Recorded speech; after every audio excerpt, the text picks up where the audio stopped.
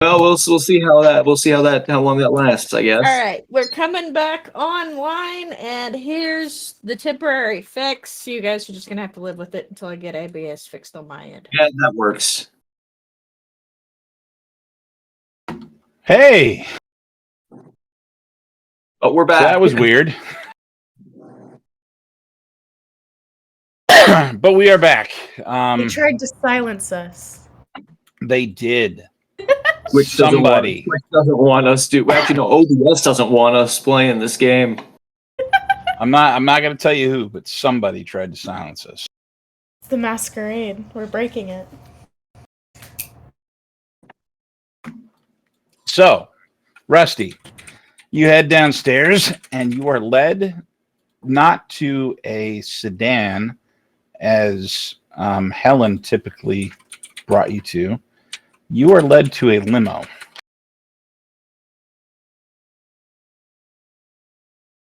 Huh. Fancy shit. They let you into the back of it. There are two more guards in the back, and one of them offers you a water. Yeah, sure, why not? And he grabs the water and just kind of pounds it. The limo starts moving. It does not take very long to get there because Exnovium headquarters is not very far from the Prince's apartment building. But you walk in and are led up to Helen's office. And as the door opens, the office is dark. You see the chair turned away from you, looking out the window, and what looks to be a small plume of smoke rising from in front of the chair. So Helen, you're really doing this whole I've been expecting you bit, huh? The chair slowly turns around, and it's not Helen. Do I recognize who it is? You do not. The fuck? My dear Victor, I appear to have had a little bit of change if I were Helen. And he takes another puff of his cigar. Where is she? She's been reassigned. And you see a broad, toothy smile creep across this guy's face. Hold on. What do you mean reassigned? I'm sure you understand English. It means given another assignment, removed from her current responsibilities and obligations, and provided new ones of a sort. I've been given all of her obligations in her place. My name is Atticus Thane. So my contract with her still valid? Is this still in application here? What's going on? Your contract is with me now. Yeah, I mean, anything's a step up from that, so. All right. His smile gets wider. Please, sit. Can I offer you a drink? What you got? And he gestures at a bottle of amber liquid sitting on the desk.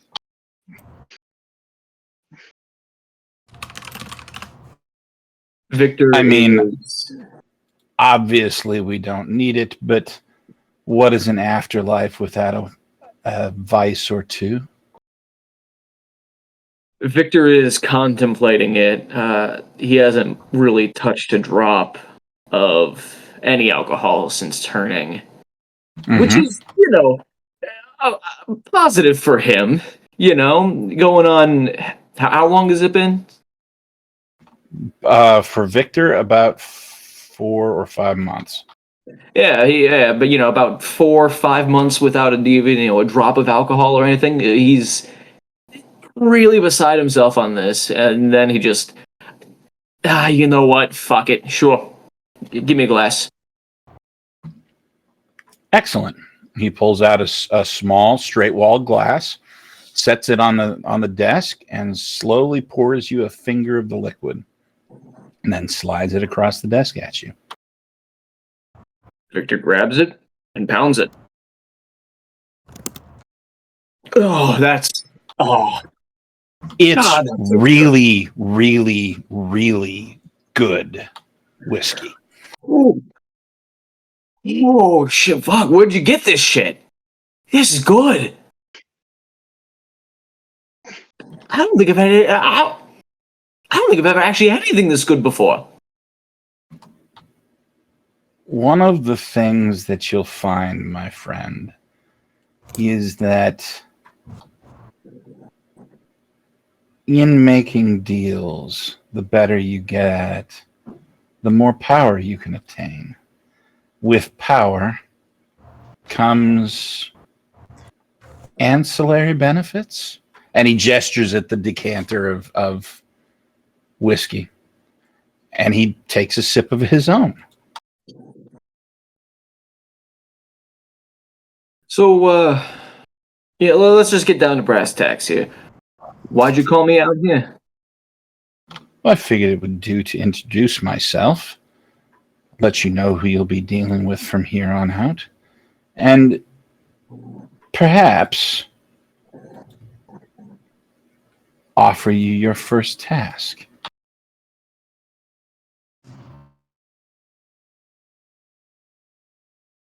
First task. You're gonna have to elaborate here. That first task can mean anything to me. You're learning already. I understand that you've been asked by the prince to do something. You and several other people. Yeah.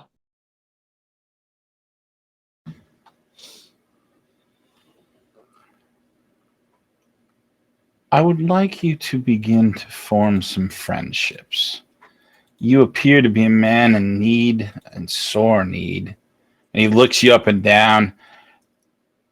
There's just the briefest hint of disdain, but it's mixed in with so many other emotions.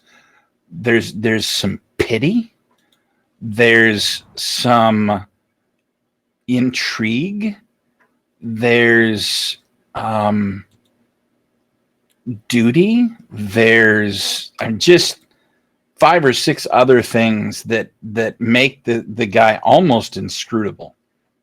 He says, I believe that one of our own, Charlotte de Lacker, is one of those with whom you're going to be associating, along with the prince's child, Miss McKnight. Yeah. Oh shit! Yeah. Sounds about right. One of the things we Invictus pride ourselves on is forming associations with those that can offer us favors in the future. Perhaps this is a good training ground for you. Why don't you see if you can't develop those contacts some? Victor kind of just sits back in his chair, shoves his hands into his jacket pockets. So you're saying the people who threw me into a room with, naked ladies just fucking yanking it. You want me to befriend them? You want me to be all chummy and pals with them? Well, I didn't say all chummy and pals, but one must often work with people that have slighted us in the past. Yeah. All right. It has to do with I'll the long-term goals, my friend. all right. I'll try. What's the saying? Do not snub your nose to spite your face.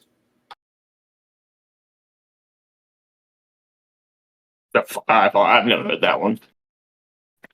I mean, I've heard the don't bite the hand that feeds you. Has said anything like that one?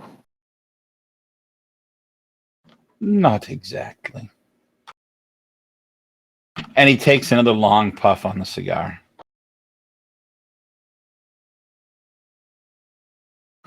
Do you have any questions?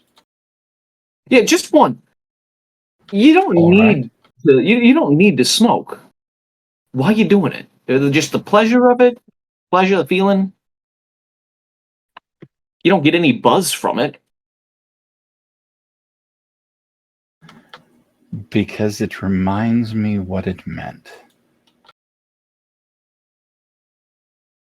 Yeah, I got a few of those myself. Indeed.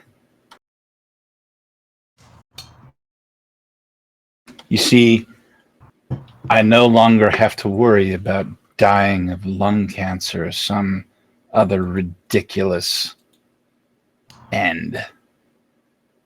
I can enjoy the things that they tell you not to enjoy when you're alive. Don't drink. Your liver will suffer. You'll end up dying an early grave. Yeah, Don't smoke. Just Your lungs will be black. The horrors they show those poor children in elementary school. yeah, no, that shit was scarring. Now, who cares?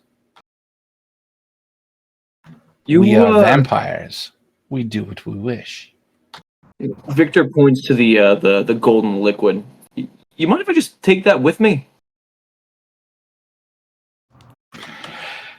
He looks at you for a long moment and then raises an eyebrow and looks at the decanter.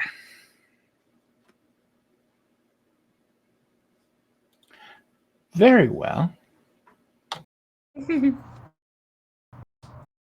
And Victor just kind of snatches it right off the desk. Right. Well, this has been fun.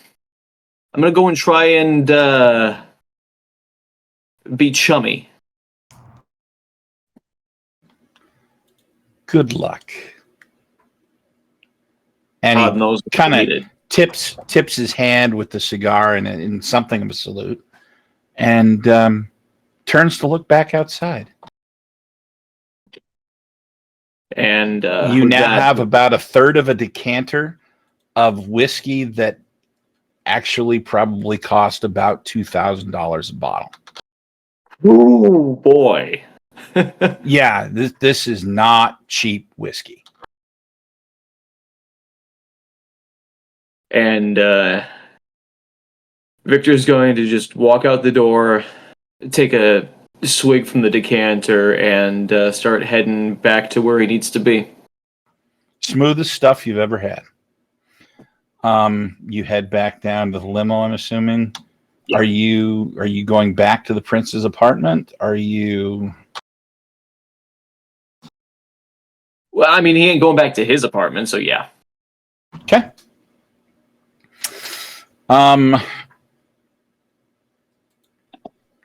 Charlotte, you wake up and it's a brand new day. You had a lot of fun at the party. You met a whole bunch of people. You inculcated yourself with the prince's child, and you went home and you're feeling on top of the world. What are you doing today? She debates for a little while if this is too formal or too odd, and then every part of her upbringing, agrees that it is, but that she's doing it anyway. And she writes a thank you card to the prince for throwing the party, and then a greeting card to Invictus Primogen and the Primogen of the witches? The one that she met The in the Circle of the elevator. Crone. Yep. Yeah, the Circle of the Crone that she met in the elevator. Of just basically like, it was a pleasure meeting you. Here's my contact information if you need it. But she does send a thank you card to the prince for hosting. So the Circle of the Crone is Primogen Rosalie Broussard, and the Invictus is Primogen Annette Rothford.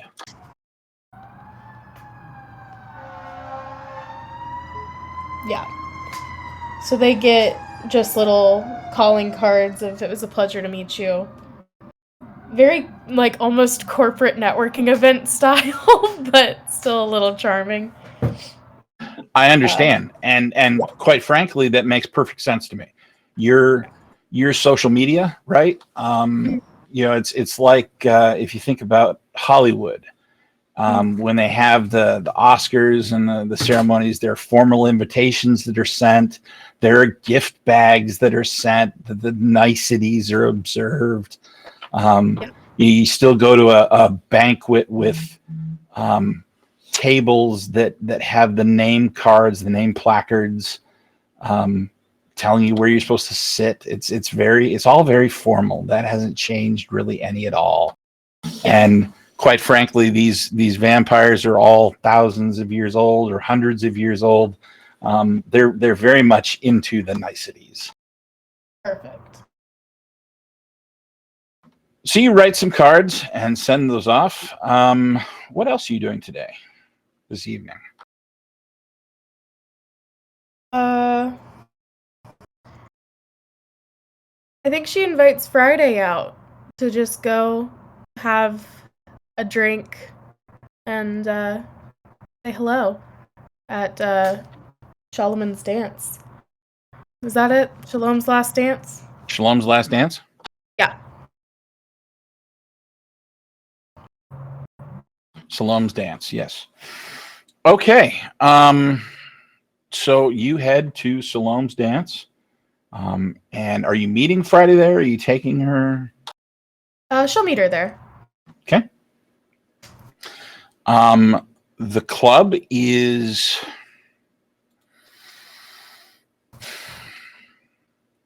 it's about half full right now. There are several girls on stage that are performing. Off to the side, there is a bit of a hard floor dance area, and there are people that are dancing to the same tune that the girls are stripping to. On the main floor, there's 10, 15, 20 tables and booths. About a third of those have people in them. They're eating, they're drinking, they're watching the show. And it's all very, very run of the mill.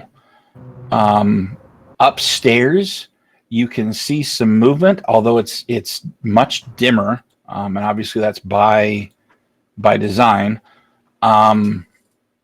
You would guess, based on what you're seeing, that there's probably 3 or 4 rooms upstairs, right? Yeah. That are occupied by some form of VIP or another. As you walk in, you notice Friday sitting at the bar by herself. She's looking like she's waiting, and she notices you walk in, and her face brightens up.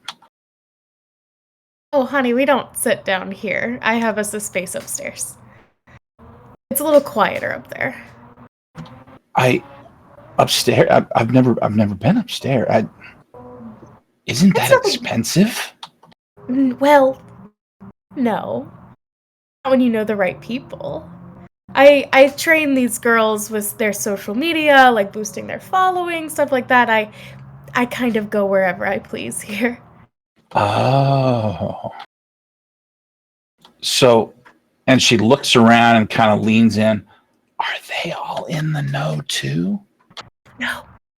And neither are you, remember? Oh, yeah. You're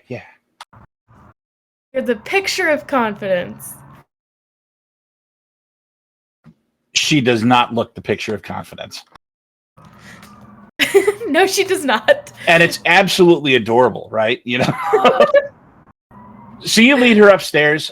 There's a booth available, one of the large VIP semicircular overstuffed couches with a fairly large glass table sort of centered on the couch. There's already a bottle of champagne on ice there, but you happen to know that they do that for all of them. And then a girl will be by later to take an order if you want something else, something more expensive.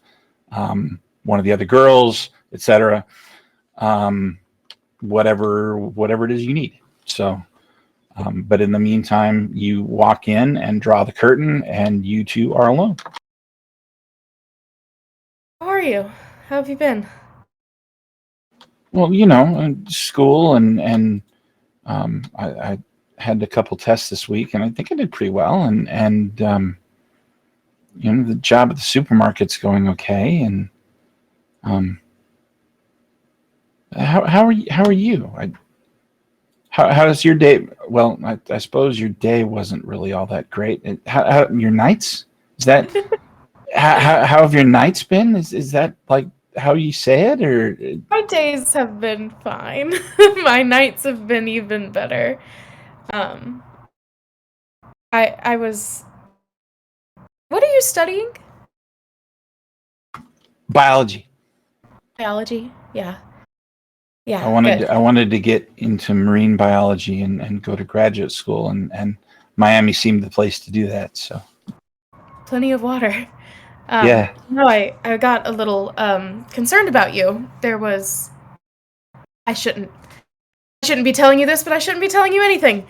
There's two missing people from the university that I didn't. missing.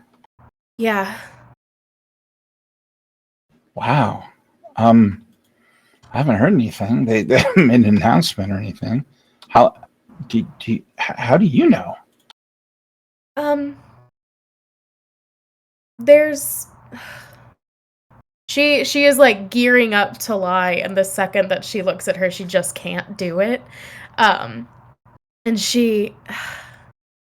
there's a very important gentleman within my social circles who has asked if I would do some digging, but one of them was English and one of them was I believe engineering, and I didn't remember which you were doing. I have their names, I just didn't know. Friday, somebody told me. Okay. Okay. Well, I mean, I know you can just sort of come on campus. People do it all the time.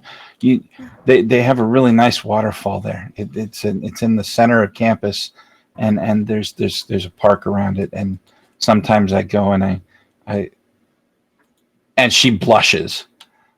She's kind of fidgeting with her hair a little bit, and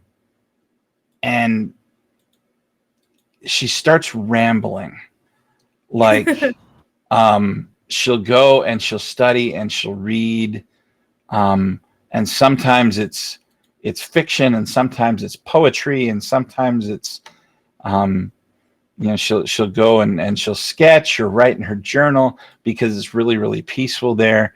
And your hair is really pretty tonight, and she's all over the place, right? But the entire time she's just kind of playing with one lock of her hair.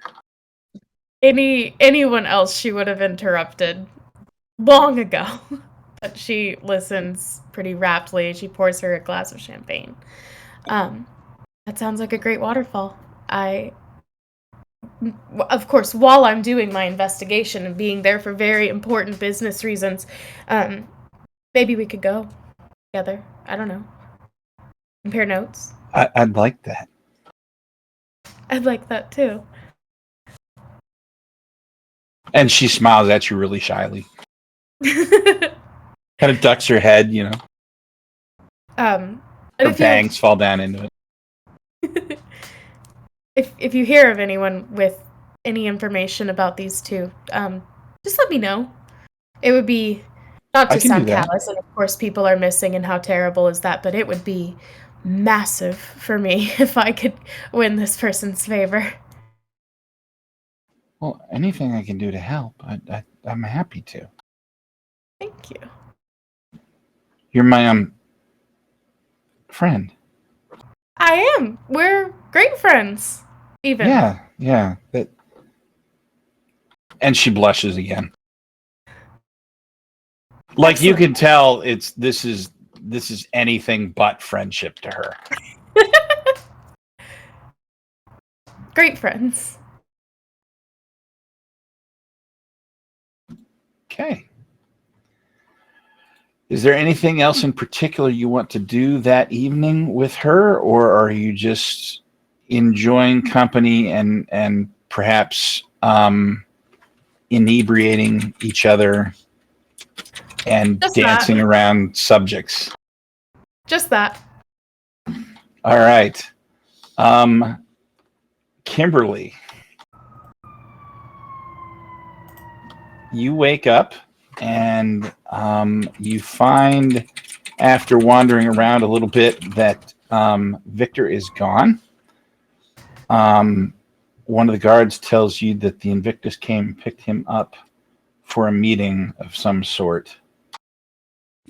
Poor guy. So what would you like to do today? Well, I'm going to start with breakfast.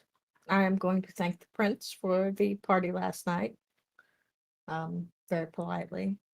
And seeing that the sheriff isn't in, I'm going to ask if the sheriff is in his apartments or if he's at Elysium. This time of night, he'll be at Elysium. Okay, thank you. Okay. You get yourself a goblet of blood and have some. Nom nom nom. I'm going to sprinkle a little bit of cinnamon on the top. A little bit of cinnamon. Okay. Whipped cream, or Yes. maybe a maraschino cherry Or two. Yeah. or two. Well, Get yourself a nice big straw. It's like a Is she just boba. making blood ice This cream? sounds. This vilest cocktail sounds like anyone ever like created. What boba? It's a red velvet chocolate or shake. Yes, a red shake. What is it that the health food that they made out of like green spinach and Kale. yeah, kale and stuff like that? That green drink or whatever. It's the vampire version of that, you know? Soylent. There you go. Soylent It's Red. evil. That's the. Anyways, she'll sprinkle a little bit of cinnamon on her. I'm not actually gonna do the whipped cream and cherry because that just sounds disturbing. I'm gonna sprinkle a little cinnamon on the blood because the smell of it, I enjoy the smell. Just cinnamon smells really, really good. And I'll have my breakfast, clean up, and go to Elysium. Okay. You head to Elysium, and as you head down to the basement, Instead of it being empty and having to know where you're going, there is another guard in the hallway near where your sire actually used that key card. He looks at you and he's, Miss McKnight, what can I do for you? I just need to see if the sheriff has a few moments for me. Very well. And he places a key card of his own at the spot in the wall, and the spot opens up, and there is an elevator for you to go down. Thank you. Of course. You head down a long, long way, and walk out into the same floor that you were in before. It's obviously empty now, or very nearly so. As you walk up to the stairs to head upstairs where the offices and the meeting rooms are, or the official ones anyway, you hear something of a noise behind you, a soft giggle. I'm gonna glance behind me because at this point, instead of being dressed to the nines like I was, I'm wearing my black leather pants, my jacket. You turn and look behind you, and three young ladies walk out of one of the side rooms. They look very similar to the ones that Victor made his acquaintance with the other night. Apparently, they weren't done. They've been there a while. Okay, I am going to continue heading towards where hunting the sheriff. You head to his office and knock on the door, and the door opens. Pardon me, Sheriff. Might I have a few moments of your time? Yes, of course, Miss McKnight. He gestures for you to sit down. I'm gonna walk forward and kind of stand behind the chair that he gestured to and put my hands behind my back because he could eat me without breaking a sweat, so I'm going to be very, very careful. I was hoping to ask you a few questions and perhaps gain some assistance. In what regard? As you know, the princess assigned me and a few others tasks last night. I was hoping that you would perhaps have information as to who their last encounter was with, where the last encounter was, and perhaps maps of the area, or at least the college campus, as I have not been and would be willing to share that with me to make it a little more. Don't get me wrong, I'm more than happy to go on this quest, but throw me a bone.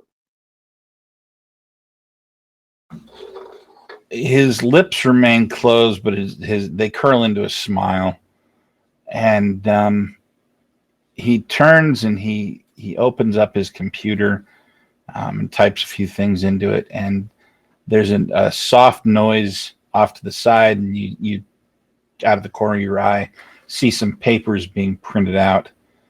I'm certainly willing to provide you with a map if you wish. As far as people that they last contacted,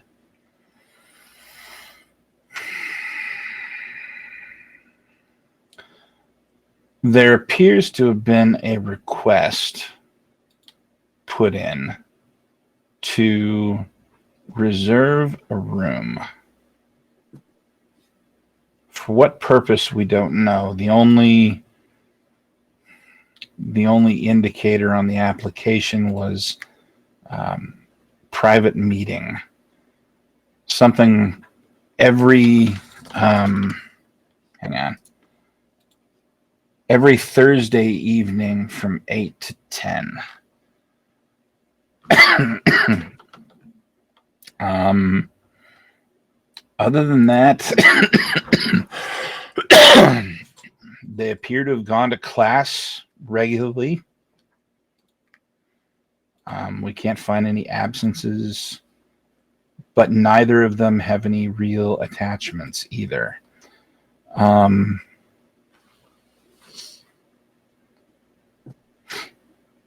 If I were to give you any advice, I'd start with their rooms.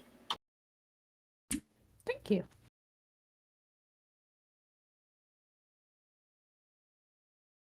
He gets up and slowly walks over to the printer, very, very stoically, very methodically, and collects the papers, the map, and a very basic dossier about the two individuals, and walks over and hands them to you. Thank you, Sheriff. Your assistance is greatly appreciated. Of course. I'm gonna fold the papers up, tuck them in the inner seam of my jacket, smile up at him, and turn and stride out. Did you enjoy the party last night? Parts of it, it's not exactly my cup of tea though, but I enjoyed meeting new people. His smile gets a little bit wider. If it makes any difference, it's not particularly my cup of tea either.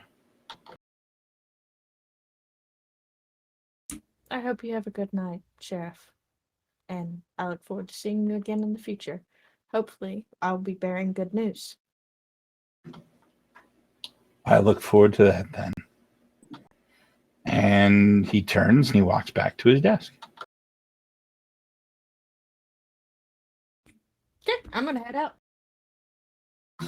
Now, you have a concert. Yep.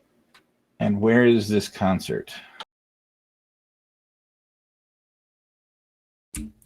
The on the campus, there's a little club that the fraternities have gotten together to set up to where they can go get drunk and listen to music very loudly without getting in trouble with campus police or other fraternities because it's too close to people trying to sleep in the dorms. So that's where I'm headed, where I'll be headed next. And is that this evening or is that...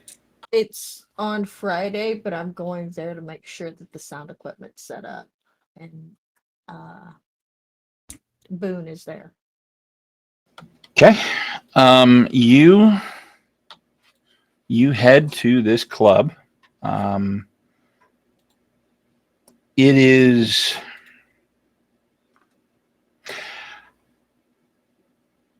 contrary to what you might think about Miami and the level of relative wealth of fraternities at the University of Miami and their previous fraternity members. This particular club is neither swanky nor even particularly financially well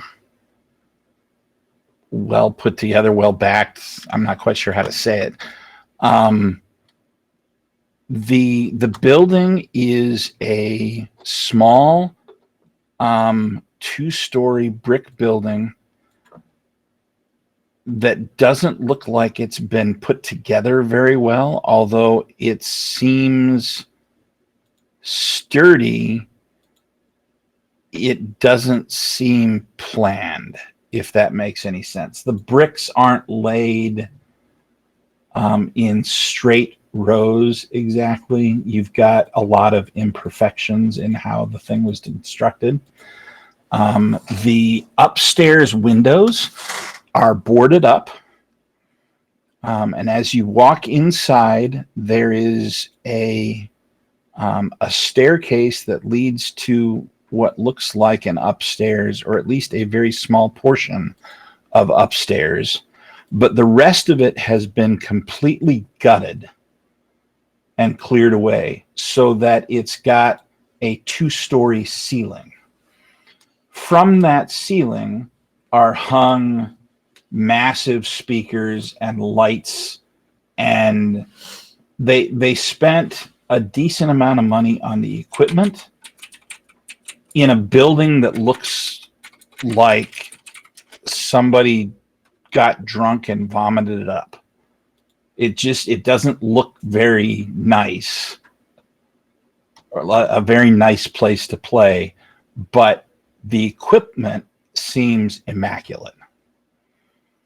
The floor is an old wood floor, probably a quarter of it is warped in one form or another. You're assuming because people spilled alcohol on it and it was allowed to soak into the wood, and there is no seating. It is standing room only, except for the very back near the bar. There's a bar and there's about 15 stools along with 5 or 6 small tables, and some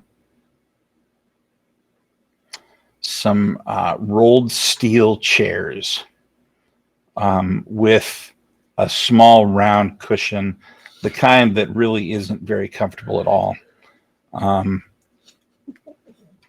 The tables themselves, while they're probably clean, you couldn't tell whether they've had some form of syphilis staining them for years, or COVID or something.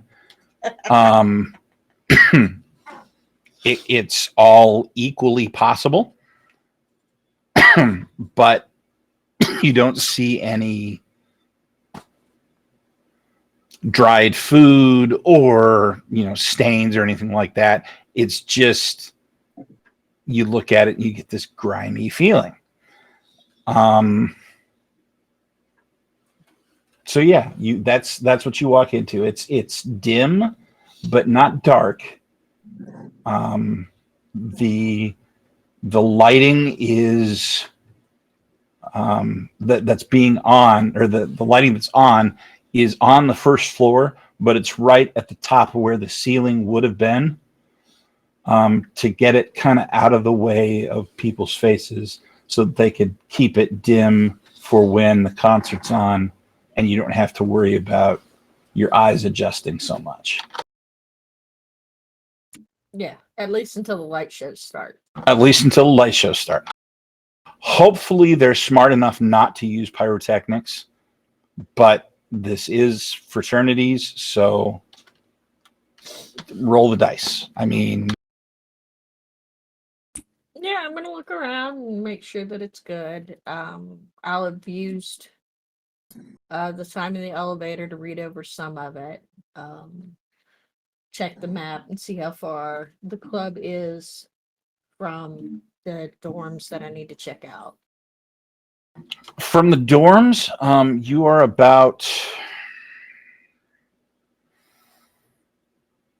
3/4 of a mile walking. Right where the dorms are that you're going to, there's 2 separate ones. Those are about another 1/4 of a mile in a different direction from the university commons area where they were supposed to be renting this room.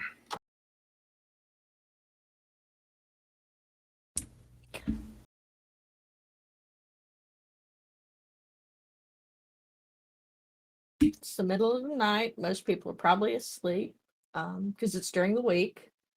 I think it's what, Wednesday? Yeah. Okay, so I'm going to head for the the closest dorm, scale the wall, and peek in the window. Okay. Let's go ahead and have you make a stealth check to do that. So we're gonna do let's do manipulation plus stealth. So not dexterity plus stealth. No. I'm gonna assume there's enough imperfections in the wall that you can get up there. All right, so I don't have anything in stealth, Okay. but I have 4 in manipulation. So you're gonna roll 4 dice. Yeah. You're so demure and quiet. At least I'm still until I'm on the stage. I got 3 9s and a 7. So 3 successes, which is going to allow you to climb that wall, which is fantastic. You go up 4 floors and start peeking in windows, and you find the one that is her dorm room. Okay. She has a roommate, and that roommate is asleep. You see her bed is empty.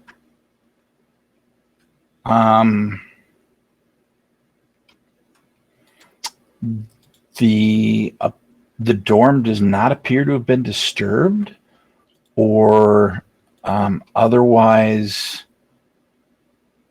affected or entered. There's no sign of anybody tossing the place or anything like that. It looks to be a fairly standard dorm room, although allowing for some collegiate mess because college students, but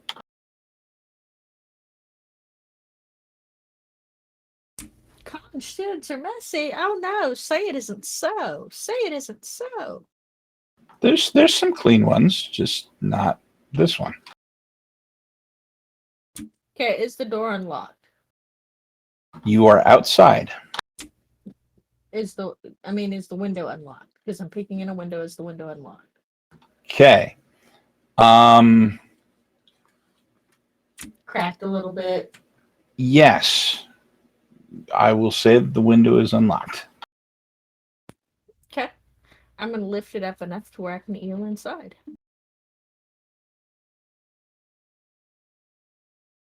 Doors are so passe. You find your way inside. The girl next to you is softly snoring. The bed next to you on the other side is empty.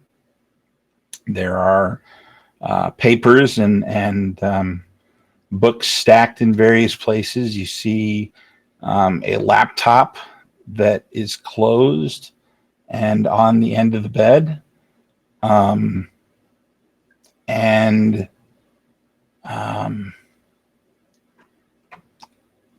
a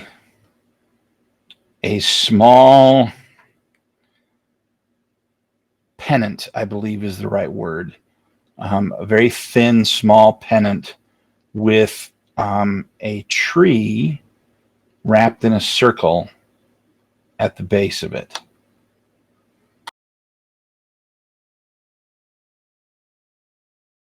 Stylized. Okay.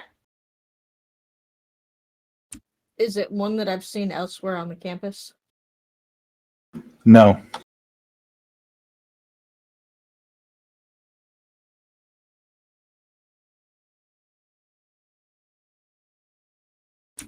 All right, I'm gonna pull out my cell phone. Okay. take a quick picture of the pennant. Okay. And then I am going to look to see if I can find any hiding spots.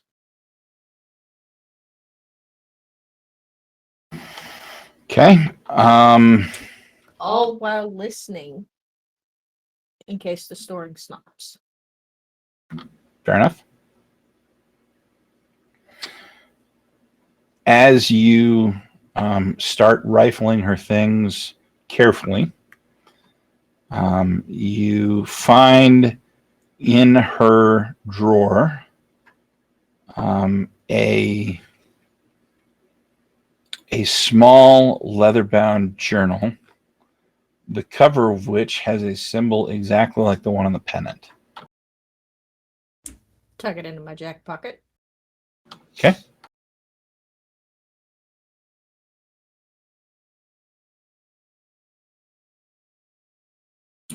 The other thing that you find is tucked into a few pages into one of her textbooks, or you're assuming it's a textbook anyway. You see a receipt, not a restaurant receipt or anything like that, but like a bill of sale or similar kind of a piece of paper, the edges of which have a stylized mark that reads University of Miami. Okay. Do I find anything that personally belonged to her? All kinds of stuff. What are you looking for? Hairbrush. You find one. Is there hair on it? Yes. I'm gonna collect the hair Okay. You collect the hair. because I know a guy.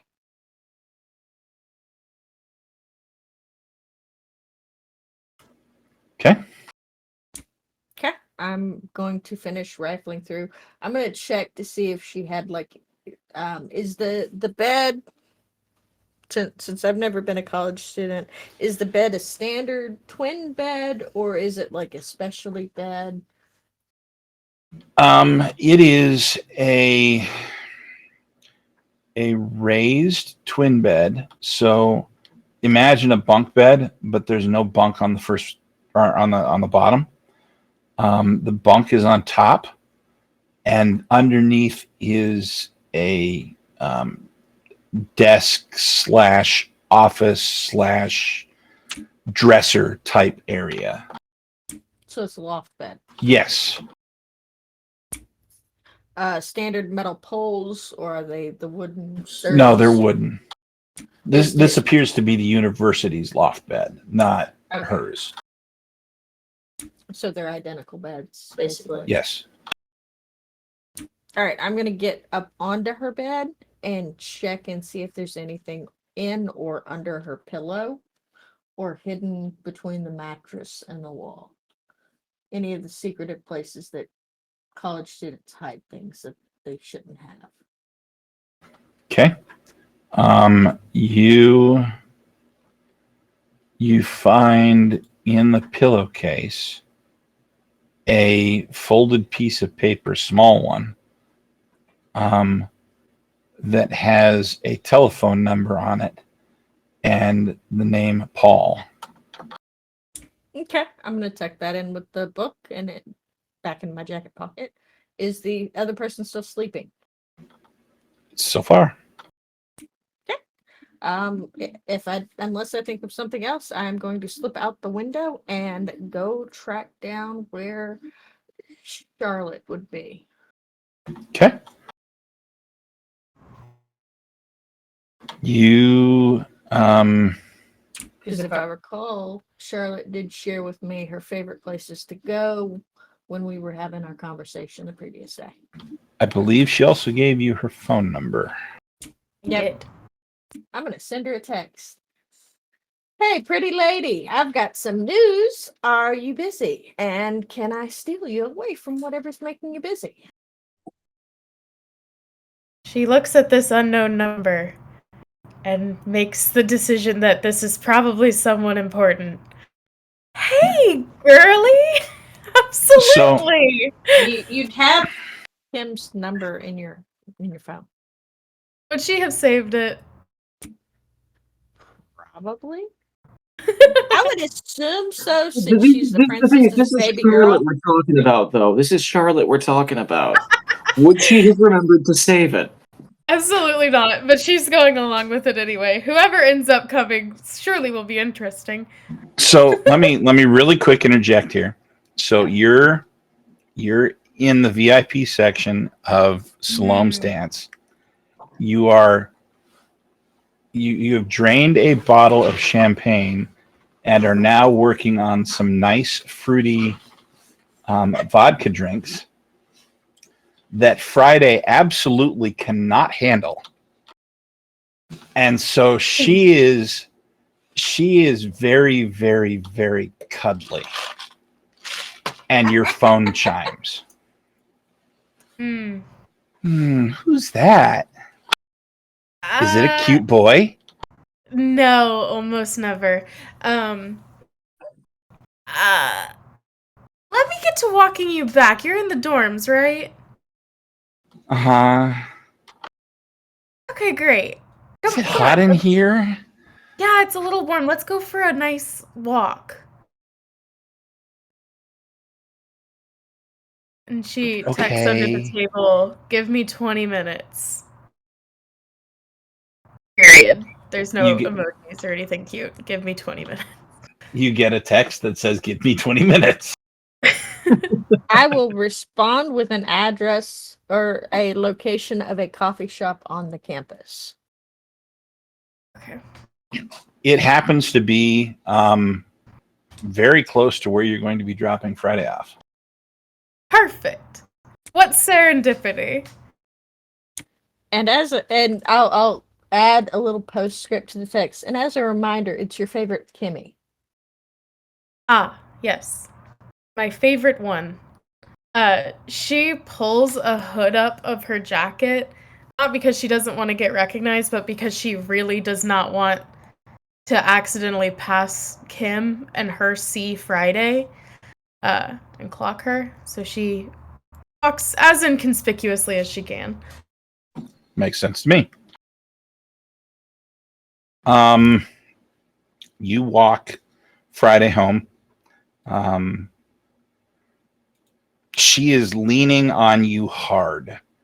And her feet are doing that weaving, kind of trying to walk straight, but not really able to do so. So it's a good thing she's not driving. You manage to get her home, and she, before she goes in, she reaches around and gives you the biggest hug. And she says, "Thank you for being my friend. I don't have many friends. And I really like you. You're fun." Charlotte isn't used to hugs, not only vampire, but just her upbringing. So she's not very good at it. But she's really given it the old college try. And she whispers back to her, I think you're really fun too. Halloween was mostly a mistake, but there was something good that came of it.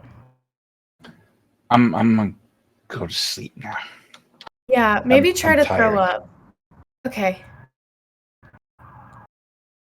And she turns around and she walks back in. Or she walks into her house, and the door closes, and you're maybe 3 seconds and you hear her vomiting. Yeah, I figured. Okay. She kind of leans on the door for a minute,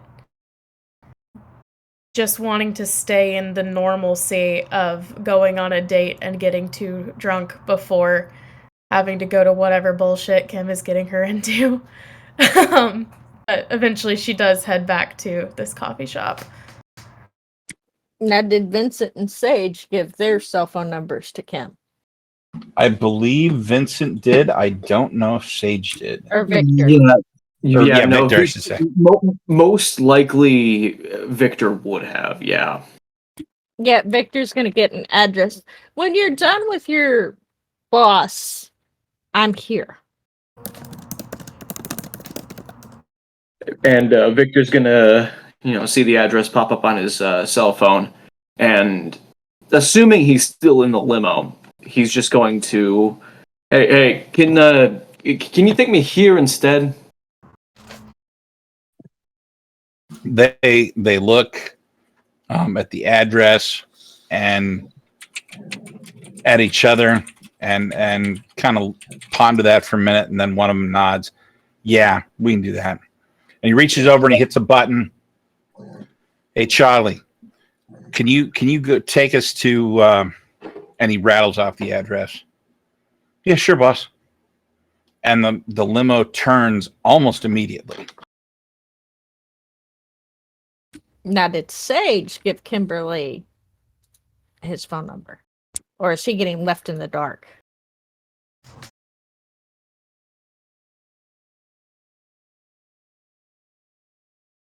Yeah, Sage would have exchanged phone numbers. Okay. Kimberly will debate it for a long moment. He was a bit of an asshole, but Daddy Dearest did put him on the mission too. I think Sage walks into the room as you are debating this. Man, I hate this dude. This little creep. All right. Oh, well, that's just a little creepy. I was just thinking about you, Sage. No, it wasn't complimentary. Were you? Oh, that's perfectly natural. Were we all supposed to? The other two are on their way. Please have a seat. Would you like something to drink? Eat? Oh, no. Thank you, though. Your loss. And I'm going to take a long drink of my caramel macchiato. Okay. Drink? Oh, you didn't drink.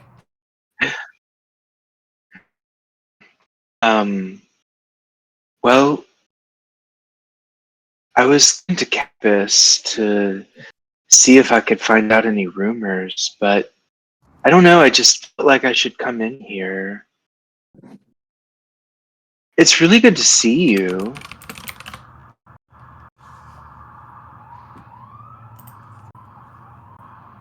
What have you been up to tonight?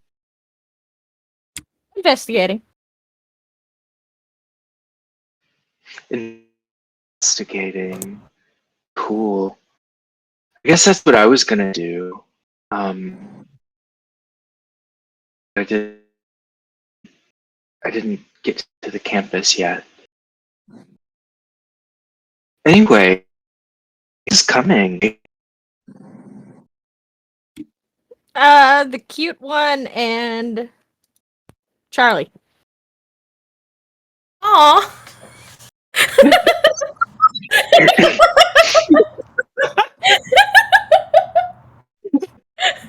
Okay then. Maddie and Vicky are coming. Yeah, that. Okay.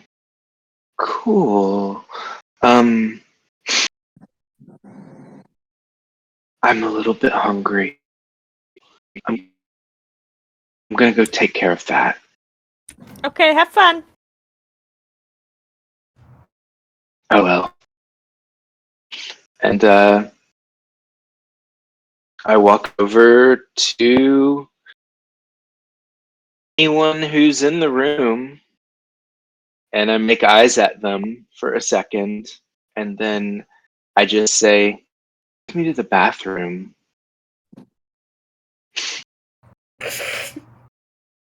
And I use my mesmerize ability from Dominate. Okay. There are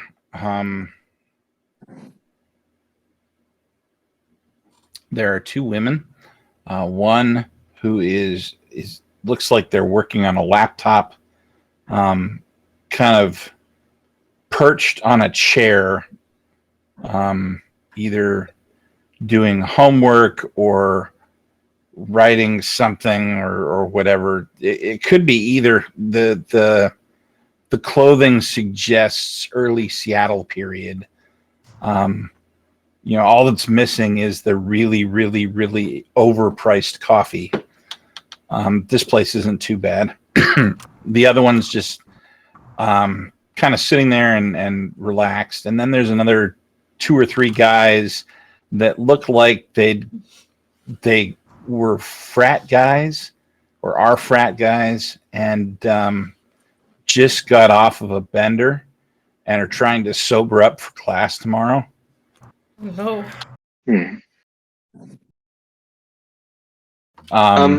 Lots of pancakes and their Whoever own is thing of coffee. on the path. I mean, any one of them could be on just the path. whoever is in the path. Whichever one doesn't look especially drunk. Okay. That's probably going to be Laptop girl. Yeah. I just stop at the table and I say, "Hey, would you like to come to the bathroom?"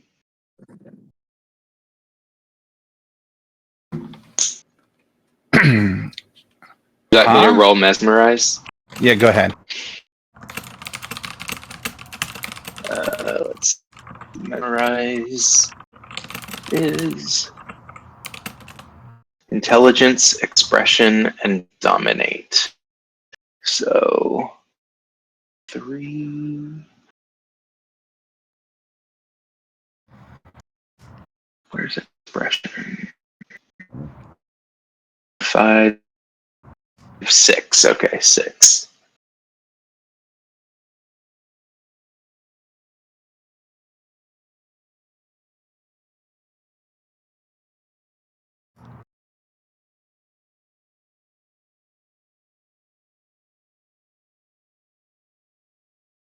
Three rerolls? Are you kidding me? Damn. Successes. Not 5 successes, so exceptional. But yeah. Okay. I assume she's mesmerized. Yes. As you glance down, you see she does appear to be writing something. It's an open, like a Microsoft Word or some other text editor document, right? And as you quickly scan, you see the word vampire and some very, very not PG rated description. Yeah, she's me. Spreading And vampires. so She she's- gets it. huh? What? Who are? And she looks up and she sees you and gone. Right? the almost snark that was coming out, the snooty Seattle kind of how dare you come over and interrupt my coffee and brooding writing is gone. And it's all, oh my God, this is it. And she slowly gets up and nods like, yeah, I'll follow you to the bathroom. I'm all over this. All right, we And she go follows you to the bathroom. to the bathroom, and uh, Sage will make out with her for a few minutes, and then take a sip. Okay. How much Vitae are you taking? I think just one to cover my waking up vitae for the day. Okay.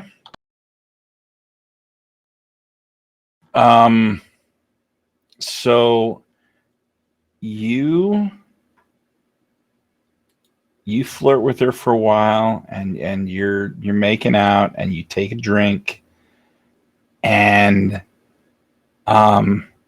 she turns into jello in your hands. Like, this is everything that she dreamed that it would be. When you're done, you lick the wound closed, and she kind of slowly sinks to sit down on the floor. Her back's against the wall, and she's got this glazed over look on her face. Wow.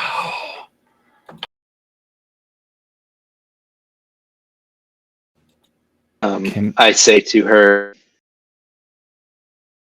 "You should stay away from vampires and forget this ever happened." I gesture just to the stall, and then I walk out. Okay. You walk out. And then I sit down in the seat next to oh my god, Kimmy. Okay.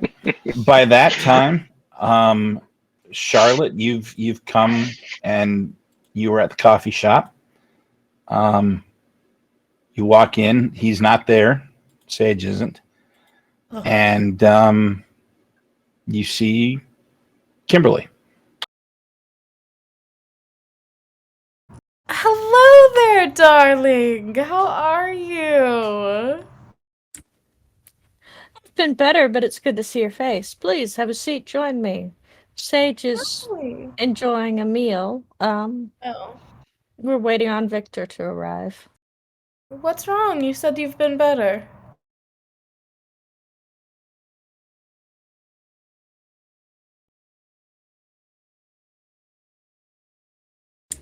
I'm not sure I'm enjoying this whole quest that they've sent us on. Well, it's not meant for enjoyment. It's meant for victory, to win. Did something happen?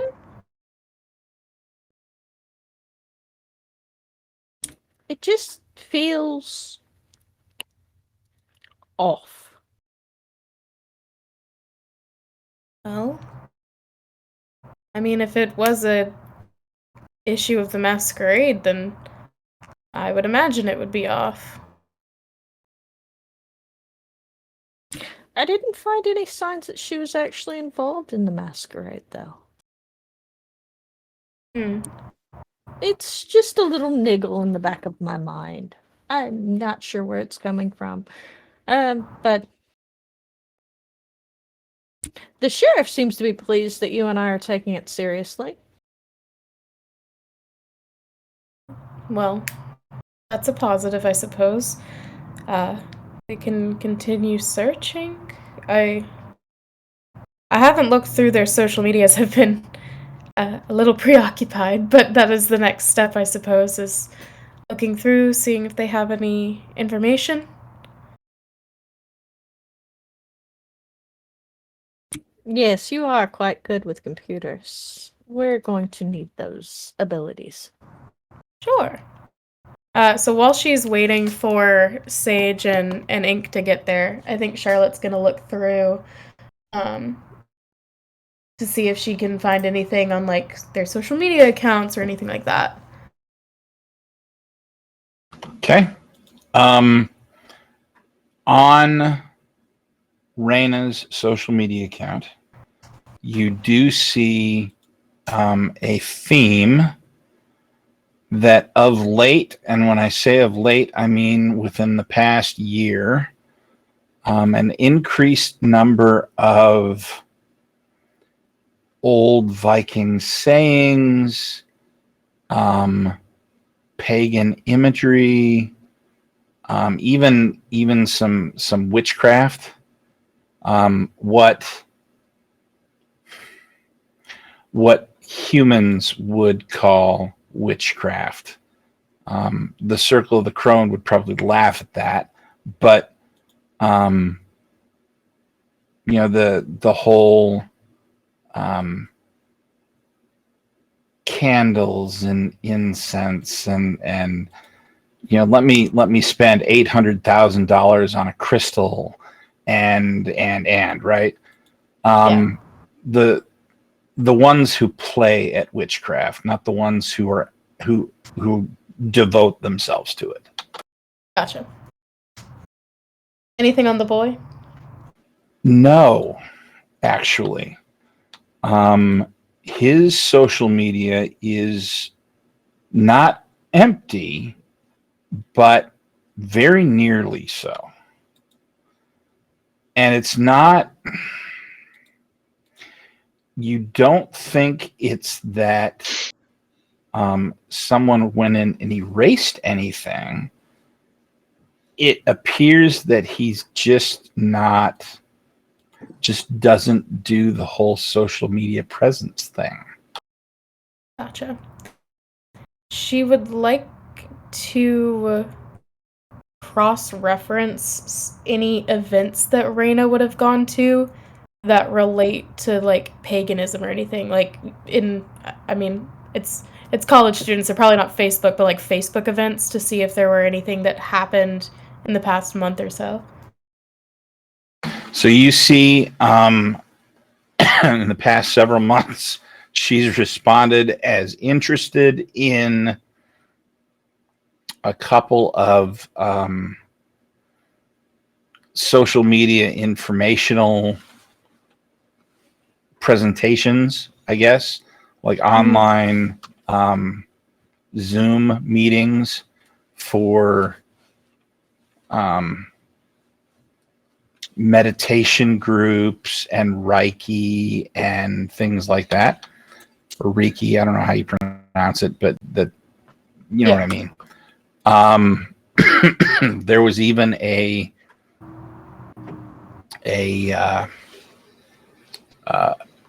paganist introduction meeting that she registered as interested in on like Meetup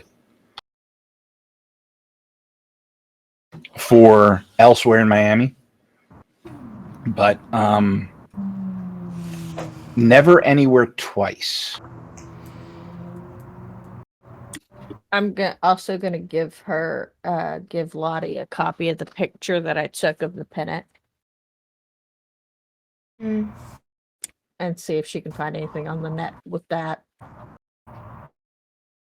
Because Kimberly does good managing text. Sure. To look at this pennant.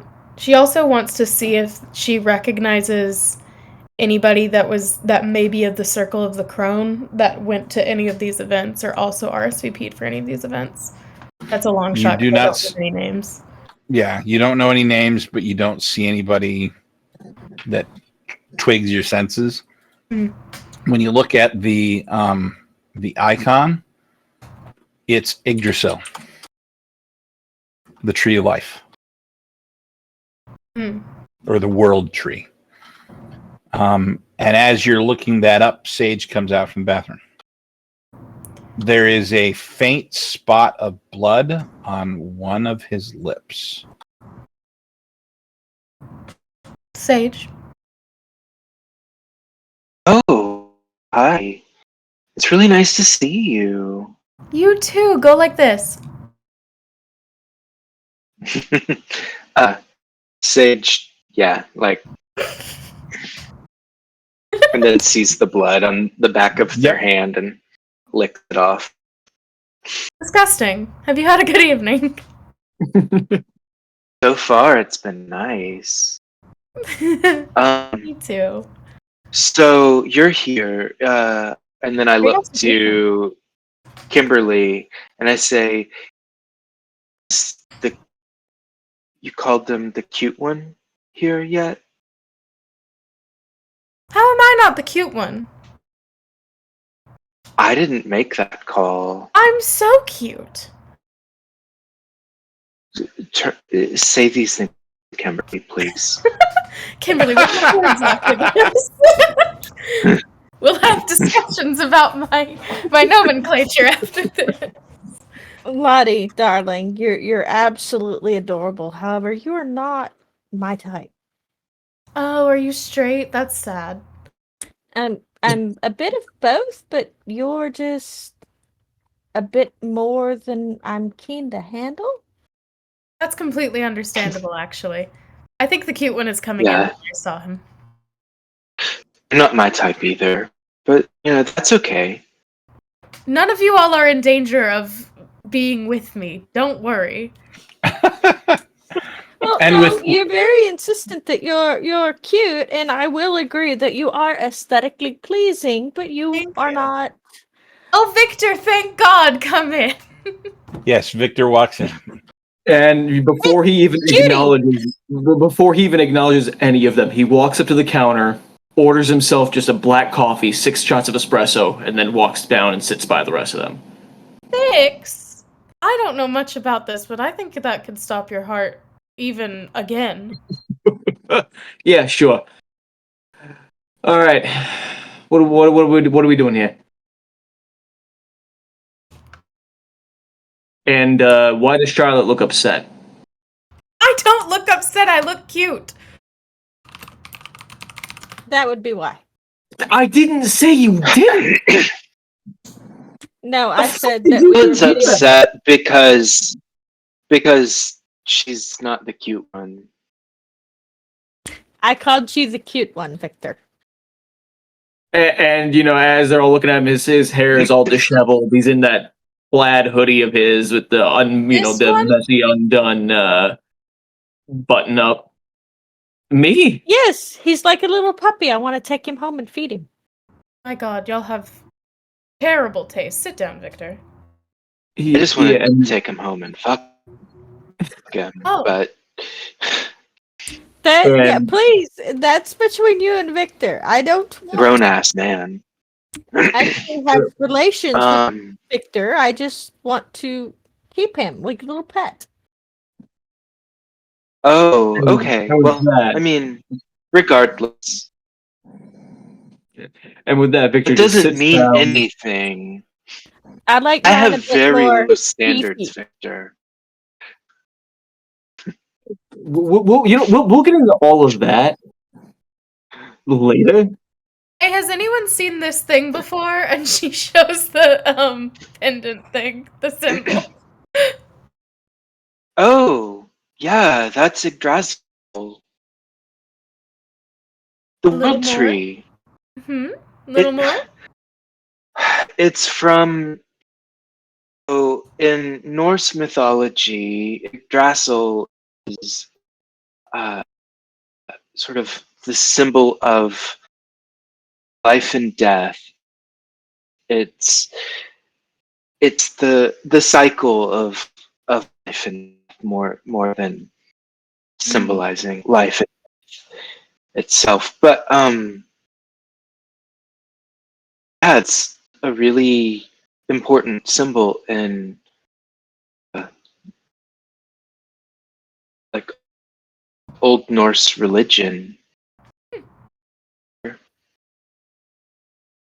Gods of Thor and Odin. You've heard of them, right? Yes, I watch movies. Okay, good. So they're they were actually worshipped as real gods. Like people worship, Jesus sometimes. Heard of that? Okay. Anyway, it was part of a religion. So Yggdrasil, it's kind of like if somebody had a pennant with a cross on it, or the fish, like the fish, if that makes sense. It's Sure. anyway. Christian mythology is sorely lacking in meaningful symbology, but that's what they've got. Christian So mythology also stole cross or the most of their fish. shit. Look. Christian mythology also Let's- stole most of their shit from the pagans. So This certainly started something. Well, speaking of I don't. pagans, Yeah, Can we stop it's like arguing a. over whose imaginary friend is better than anybody else's? Oh, I don't know that any of them are better. I think they all seem kind of hateful. Okay, so we've got a clue of Yggdrasil. Hmm. Charlotte, lovely. Are Yes. there any are any of the clubs that this one expressed interest in involving the Norse pantheon? I mean, to be frank, I doubt that these clubs are very concerned about which gods are Nordic and which gods are, Greek and whatnot. These all kind of seem like woo-woo hippie bullshit. I say that with all the love in my heart. So, like Sage. Is there and that's any? No. exactly what I was gonna say. You hippie bullshit like Sage. Yeah, we're on the same wavelength, Pet. Can you look on Don't call me your that. book of faces and see if there are any meetings of the Norse pantheon that coincide with the groups? She's looking it up, and as she does, she's like, you were like my age when you returned only like 6 months ago. It's Yes, but that would require me having a cell phone or computer access or any type of. I had none of that when I was still alive, so yeah, no. Oh, you poor thing. no, that actually sounds ideal. I lived in my van, Now which is that kind of nice because it was mine. Charlotte looks up to see if there were any events RSVP'd to, and if any that she's gone to most recently are recurring, and could they go to one of them next to see what they talk about. Sage was a student there. Would Sage be familiar with any of the like?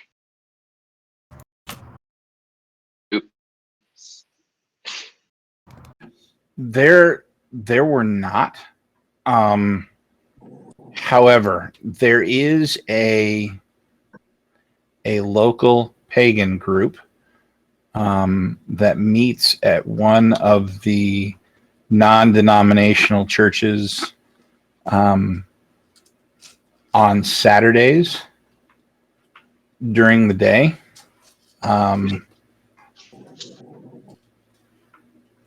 That appears to be one that she'd gone to that looks to be recurring. Okay. My concern is that we don't have any information about the boy. I don't even remember his name. Do you all? I was gonna go to the campus. I used to go here, so I still know a few people. I was just gonna ask around and see if anybody had information. That's great. Do we want to? I mean, we probably shouldn't move in a pack of 4 extremely conspicuous people on this college campus. Right, and he looks like a predator in a campus full of Oh, but he's the cute one. 20-year-olds. Excuse me, the cute one. He's the cute one. Sure. I'm just saying that, a 30? I don't know. Everyone over 25 looks 40 to me. Gods preach.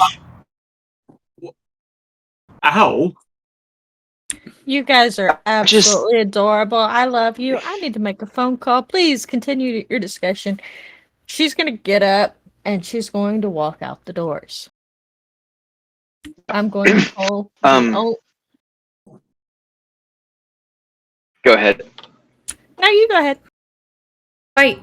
Oh, I was just gonna say, I think I'm gonna go. It's okay that you look 40. I think you're very handsome. I'm not 40. I'm 30 fucking 2. Ugh. You're 32? Yeah.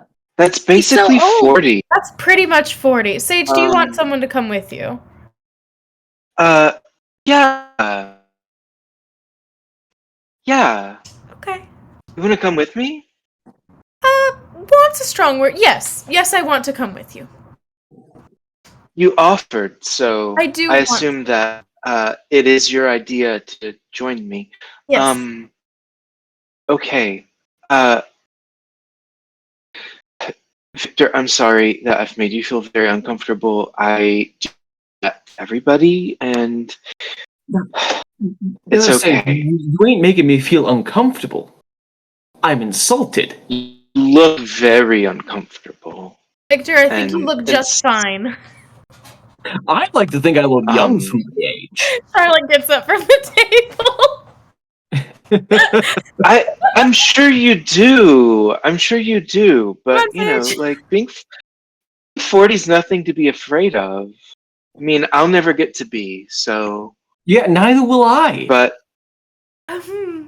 Charlotte puts a 20 okay, on the table as their tip and is like tracking Sage out. bye. and, and Sage goes with Charlotte. Right.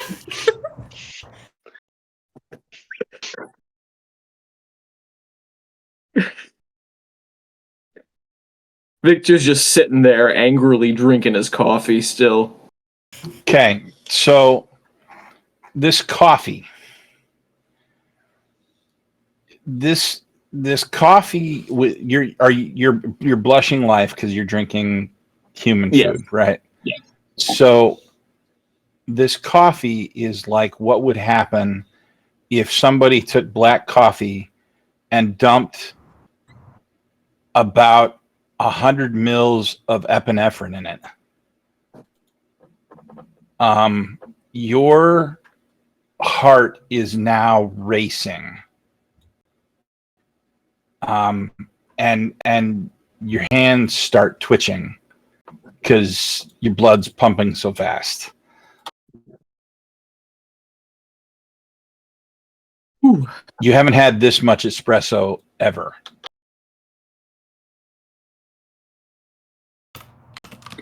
Like imagine giving a 2-year-old a monster. Jeez. Maybe 6 shots was too much. Ha. Well, the guy at the counter did look at you with a real concerned gaze, but I mean, you look like 80, so at least apparently, I don't know. So you must know what you're doing, right?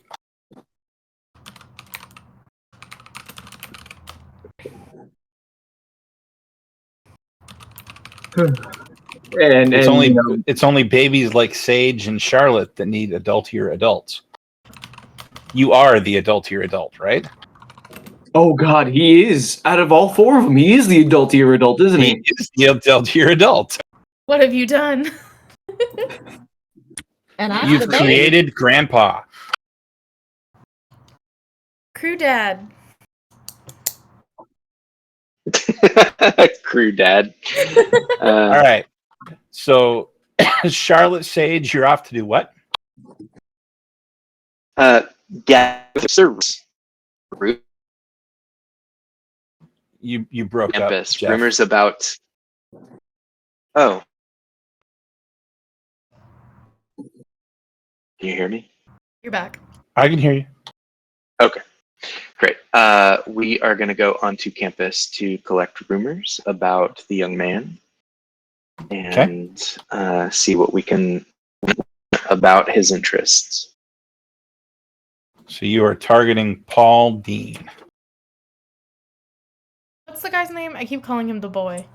Paul Dean. Deane. Dean. Pauldine. Kimberly, you went outside to make a phone call. Correct. Who are you calling? So the way I figure it, Kimberly has 8 numbers in her phone at this point in time. Okay. These 4, or these 3, Charlotte, Victor, and Sage. Okay. The Prince, the Sheriff, Rosemary Davis from the Ordo del Call.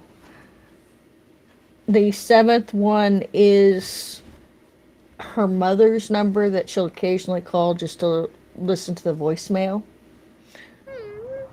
And the 8th number, or the 8th number is her mage friend. Okay. And she will be dialing the 8th number.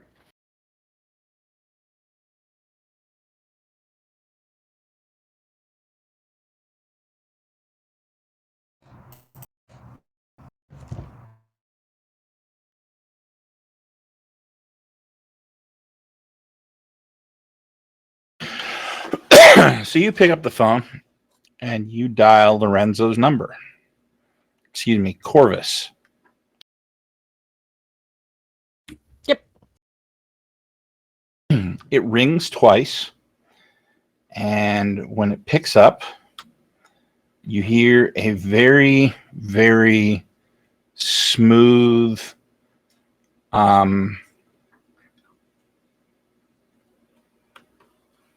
thick Hispanic voice. Yes, my dear. I've missed your voice.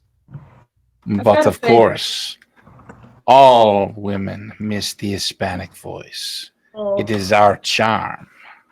oh no. I need a favor. Oh, really? Indeed. And what is this favor that I can do for you? I need a casting, my old friend. I've got a person missing. I've collected some of their hair. I need to know if they're still alive and if I can find their last location. Do you think you could assist me? And what's it going to cost me?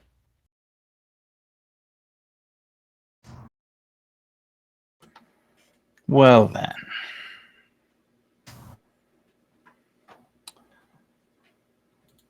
The casting is simple enough. Perhaps a small favor owed. Of course, I would be delighted to do a small favor owed. You understand my restrictions as I do yours. So, our usual spot, my dear? Our usual spot, my dear? Yes. I think that would be very acceptable. I look forward to seeing you. But of course,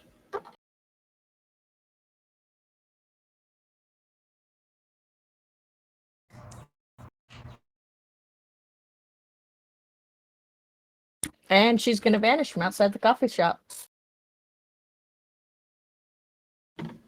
okay. Victor, you are now that squirrel from over the hedge. The rotation of the Earth has slowed to a stop, and everybody else around you is frozen, and you are walking through them like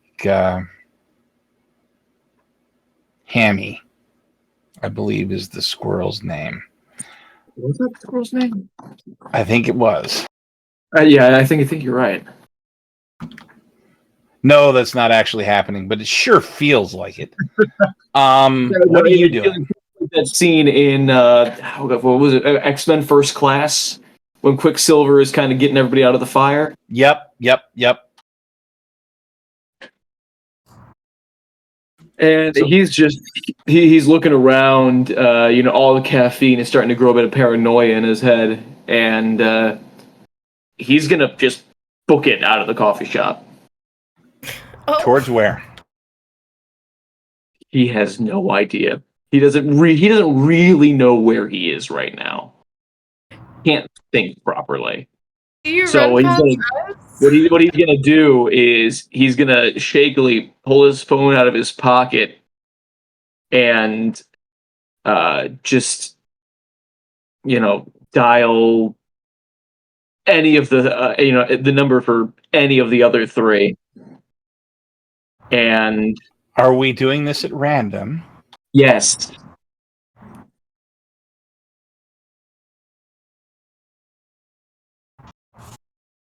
God, I hope you get Sage. Sage.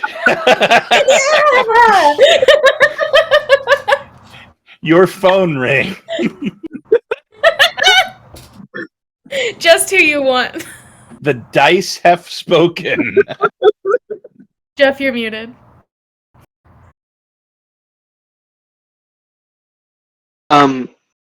Hello?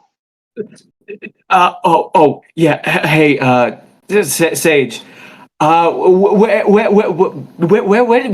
did you guys go to? We're going to campus to talk to students. We didn't invite you because of the age difference. Victor. Yeah, it's Victor. We just left. What do you want? Look, We just left. What do you want? Charlotte I'm wants freaking the to fuck know. out here. I think all all the espresso was fucking getting to me, and I can't think. I don't know where I am, and I can't think. Like I just walked out of the coffee shop, well, but I mean, is Kimberly around? nope, she fucking vamoosed. Oh, so we have to go get him. Why? He's a big boy. He can take care of himself. I think he's freaking out. Why? I mean, I've never drank so much coffee that I had a meltdown, but What I will it say, sounds like Sage, he is. Yeah. what I will say for you, okay? Victor sounds like that time when you were 15 and you and a friend managed to get your hands on an 8-ball of Coke. Oh, Jesus. Okay. Oh god! And it was the first time that your friend had ever done a line. Sounds just like him. Okay. I think we have to take care of him. Ugh. Why do we Okay. have to take care of an adult? It doesn't matter. Hey, I'll be there we're in gonna a second. come get you. See where you are. I promise it'll be very fast. We'll be there before you know it. Try to throw up. Sometimes that helps. Try to throw up.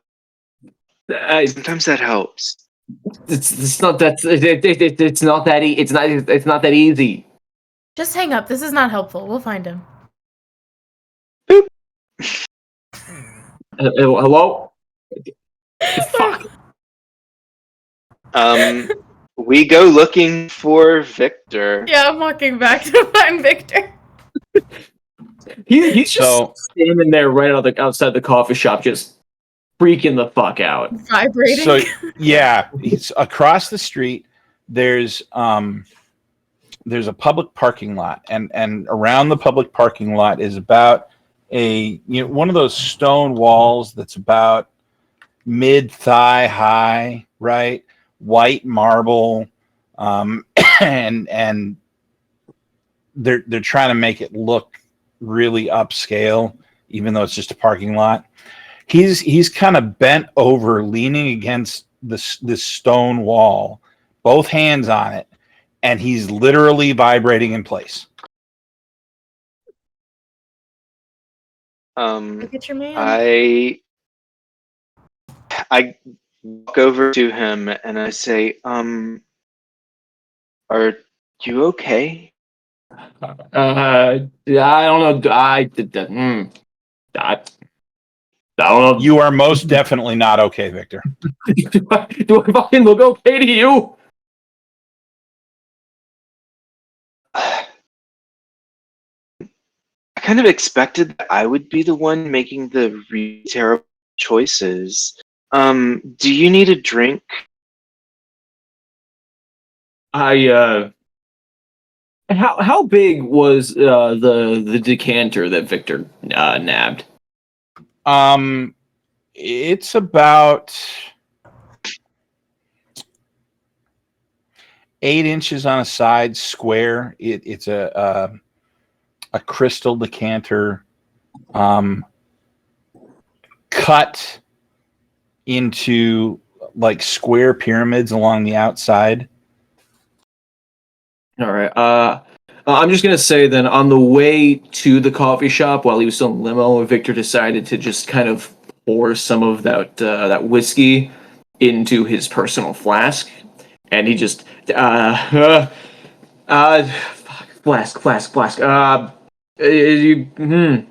kind I of don't- drink? I don't What think- kind of drink you need? Water? And I pull my sleeve back and I hold out my wrist and do you need vitae? Oh Help. God. Okay.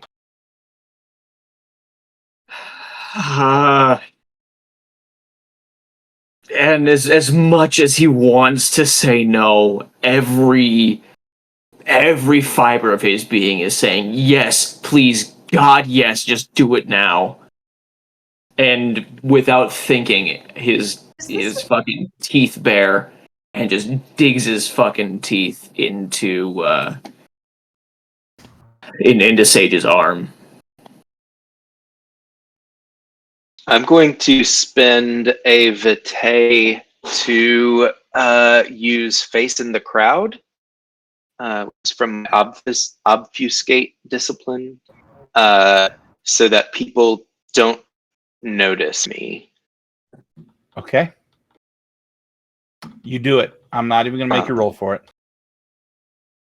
And yeah, I just pull it out and I let him drink for a couple of seconds. How many vitae does Victor take? He takes one. You feel better, Victor, but at the same time, Sage, there is a connection between you and Victor now that you can almost feel the chaos in his mind as if it were in your own. You can feel the scatteredness of his personality, of his very being, the way you would examine your own feelings. You have a blood bond with Victor Rockwell now. Nice. Victor, you have something of a new master.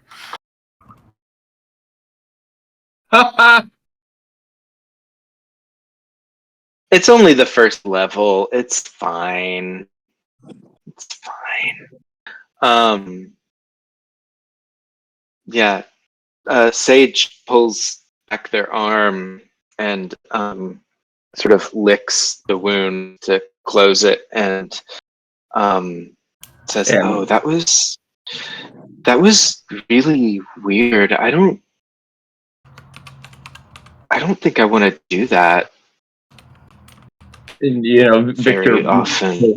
Victor pulls back, some of it of the, bit of dripping from his teeth as he retracts the fangs, and It tasted better than any blood that you have ever tasted in your life. how the fuck does your blood taste so good?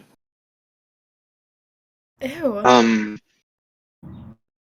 I don't know. I'm very pretty. You're grungy and hippie, and yet your blood is like ambrosia. Oh, I feel like I shouldn't I be here for this. I'm gonna yeah. go. I feel like I shouldn't hear either. We'll go. Let's to campus. Just stay 50 feet away from us when we talk to people, okay? And don't look at us. Don't be a weird creep. Don't go So, any playgrounds. so pretend that you, so you all again just pretend you don't know me is what you're saying. Yes, Well, exactly. when we go to talk to somebody, we'll tell you, stay put, okay? And then you can, I don't know, like, look around and think about your choices. Mhm. Like that. Yeah, all right. That sounds fair. Okay. All right, I'm going to cut back to Kimberly. You head towards your meeting with Corvus. Yep. On the corner of the street where the two of you typically meet, is an old, what looks like an Army Navy distribution. It's faded. It's no longer in use. The warehouse that it was, while small, was probably suitable for their needs. It just looks like it went out of business. There, the where the lettering was, you can still see the grime underneath it, so you can tell what it was. About half the windows have some sort of crack, or like somebody had thrown a rock or a brick through it or something. The doors are chained shut. However, as you go around back, there is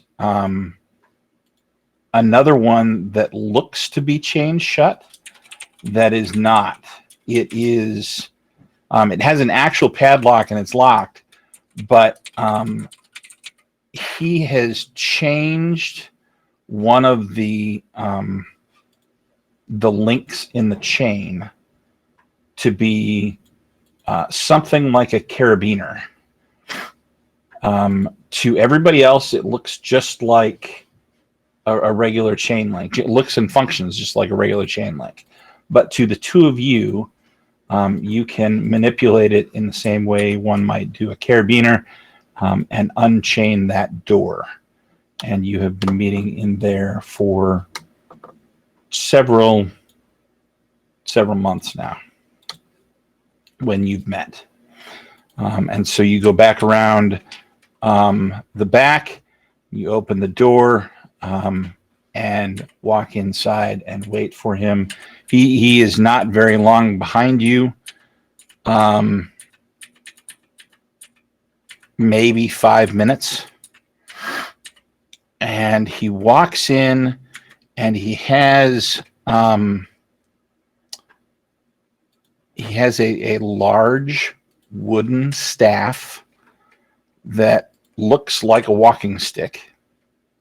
But as you see it, it grows and it stretches, and it's got laurel flowers carved in it all the way down, except right where the hand grip is.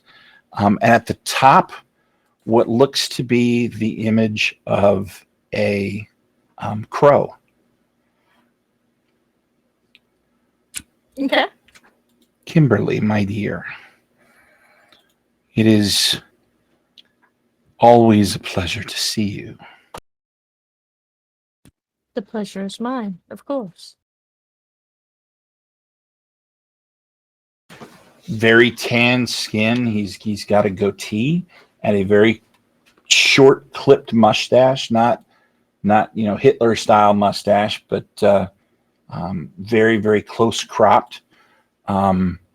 Jet black hair. Very very impeccable posture and regal manner, and he kind of bows to you, although he's staying across the room and always has. How may I assist you? I've been sent on a quest by the prince to locate missing people. Ah, yes. Your prince. My prince. And she kind of sized that.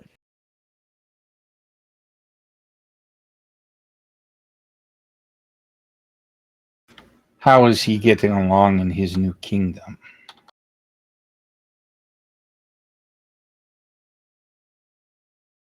I have not heard much from your Carthians in months now. It seems things are calming down in Miami much more than anyone would have guessed.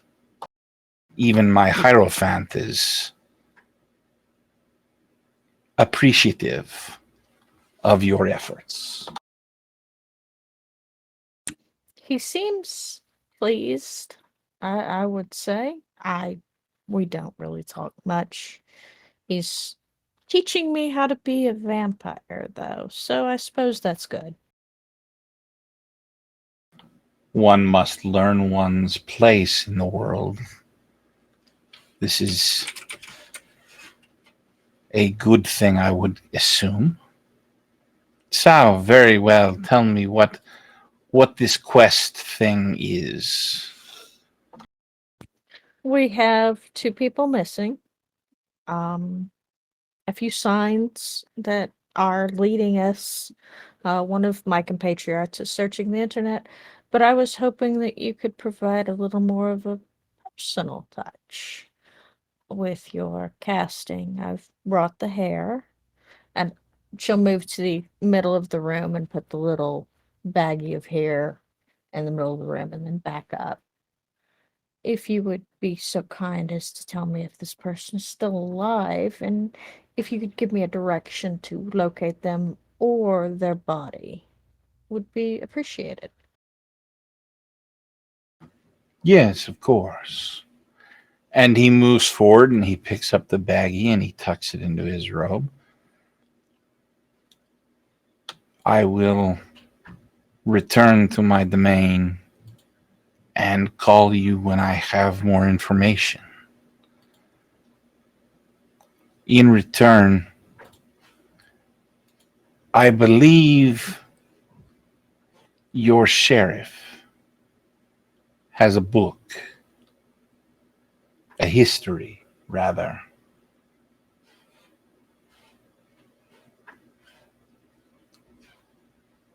In ancient Mexico, there was a cabal. One of my ancestors was a member of. I would like very much to look at this book. Perhaps you could arrange it for me.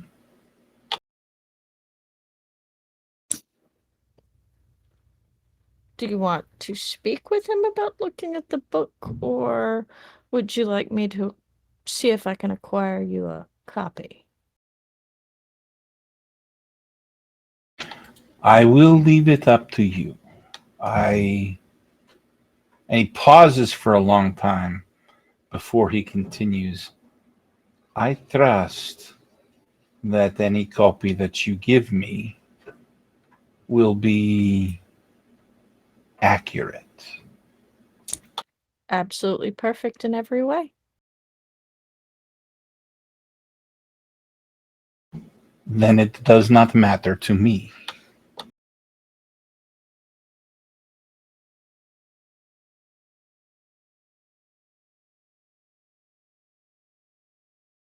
Then I look forward to hearing from you. He bows again and then slowly walks back towards the door. The clatter or the clop, I guess, of the wood of his staff on the ground periodically echoing in the room. And then he leaves.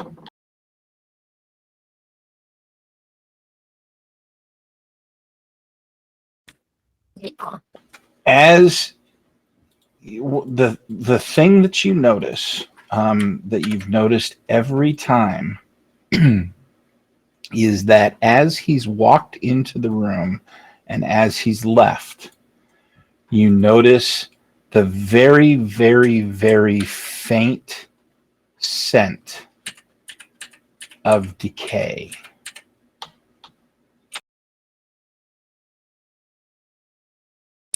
Interesting.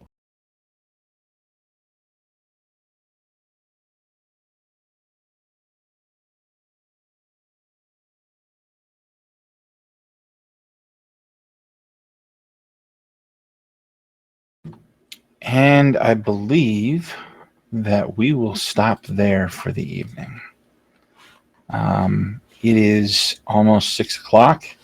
So, with some technical difficulties, which we apologize for, we managed to thoroughly scandalize our Victor and Sage.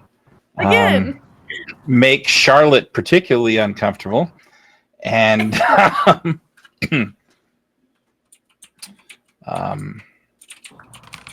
do some illicit dealing with the mages. So we'll come back in 2 weeks and figure out where that leaves us. Happy Transgender Day of Visibility. Happy Easter if you celebrate it. Happy Egg and Candy Discount Day Eve if you don't. I think there's really no other announcements other than we'll be back in 2 weeks. We appreciate you joining us. Hang around. We'll love having you. And from our Citadel to yours, happy gaming.